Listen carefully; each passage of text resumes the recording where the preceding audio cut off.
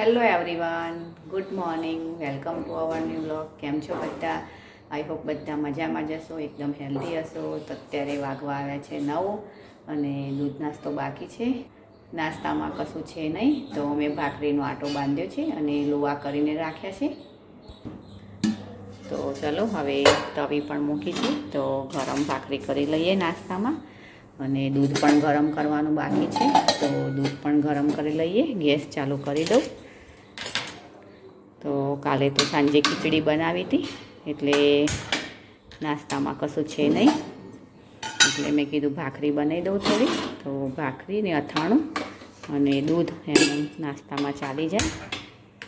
તો ચલો હવે ભાખરી કરી લઈએ. કપડાં પણ ધોવાના બાકી છે, તો પહેલાં દૂધ નાસ્તો કરી અને પછી કપડાં ધોવા જાઉં અને પછી રસોઈ બનાવીએ. તો રસોઈમાં થોડી ગવાર સમારેલી પડી છે, તો ગવારનું શાક એટલે કે ગવાર ઢોકળી બનાવી દઈએ એવું વિચારું છું. તો ચાલો હવે પહેલાં ભાખરી કરી અને પછી આગળનું કામ કરીએ. હા, તો ફ્રેન્ડ્સ, કુકરમાં મૂક્યા છે ગવાર મુઠિયા વાળીને અને અહીંયા બાંધ્યો છે મેં થેપલાનો આટો.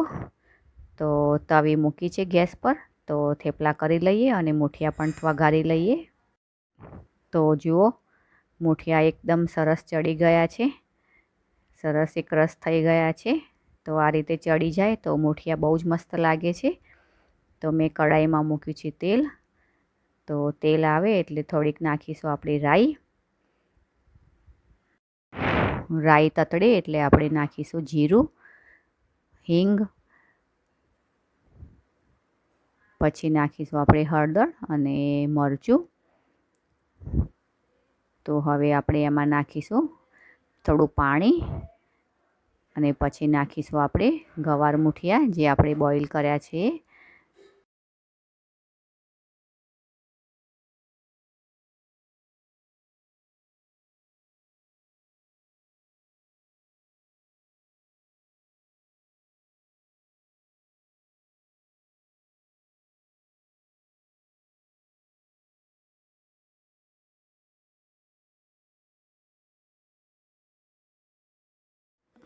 હવે આપણે આમાં મસાલો કરી લઈએ, ધાણા જીરું, અને આપણે વઘારમાં નાખ્યું હતું મરચું હળદર, પણ થોડું થોડું આપણે ફરીથી નાખીશું કારણ કે આપણે થોડું પાણી પણ ઉમેર્યું છે. એટલે આમાં જો ગળપણ ખટાશ ભાવતા હોય તો ગળપણ ખટાશ પણ નાખી શકાય, પણ હું ગળપણ ખટાશ વગર સિમ્પલ જ બનાવું છું, તો પણ બહુ જ મસ્ત લાગે છે. સવારના જો ગવાર મુઠિયા વધે અને સાંજે ખાઈએ તો પણ બહુ જ ટેસ્ટી લાગે છે. અને એમાં આપણે થેપલા જો ચોળીને ખાઈએ તો એકદમ સરસ લાગે છે ગવાર મુઠિયામાં. તો જેને ગવારનું શાક ના ભાવતું હોય તો આ રીતે ગવાર મુઠિયા કરી અને આપણે ખાઈએ તો ખવાઈ જાય.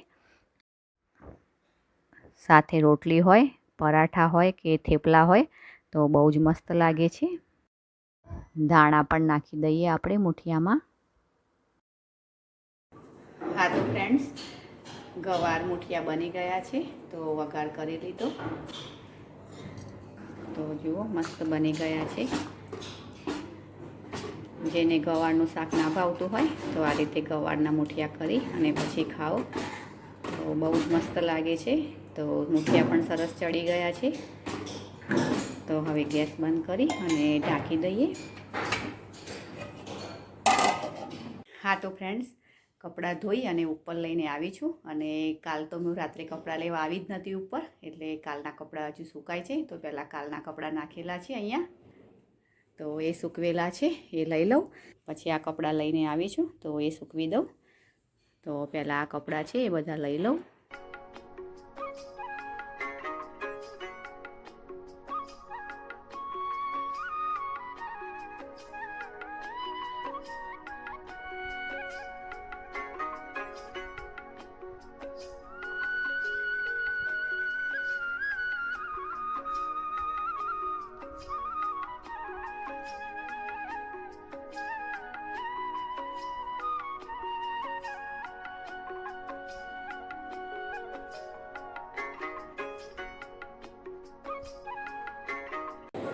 હા, તો ફ્રેન્ડ્સ, જમવાનું બની ગયું છે.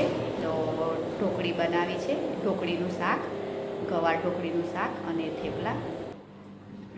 તો વઘારી અને પછી મેં તપેલીમાં કાઢી લીધા છે. આમાં છે થેપલા,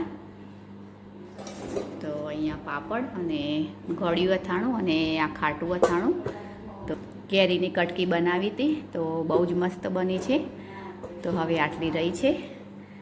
તો ચલો હવે ગવાર મૂઠિયા લઈ લઈએ જમવામાં અને સાથે થેપલા. તો ચાલો જમી લઈએ હવે.